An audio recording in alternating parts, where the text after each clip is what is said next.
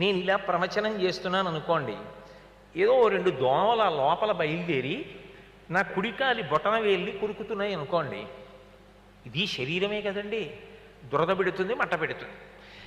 ఏదో కరుస్తోంది, అది ఊరుకుంటుంది ఆ బొటన వేలు, నన్ను ఏదో కరుస్తోంది, బహుశా దోమ అయి ఉంటుంది, అది కరుస్తోంది, మంట పెడుతోంది, దురద పెడుతోంది అని చెప్పుకుంటుంది. ఎవరికి చెప్పుకుంటుంది?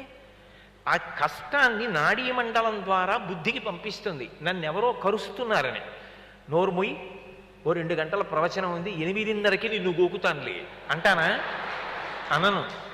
నేను ప్రవచనం చేస్తూనే ఈ బుద్ధి స్థానం వింటుంది. ఎక్కడో కింద కాలి బొటనవేలు పెట్టుకున్న మొర విని, ఓ ఎడమ పాదమా నువ్వు కదులు, ఆ పక్కకి ఉండి ఎదురు చూడు, కుడికాలి బొటనవేలు మీద మంట పెట్టడం మొదలవుతుందంటే బహుశా దోమ వాలిందని గుర్తుపట్టు.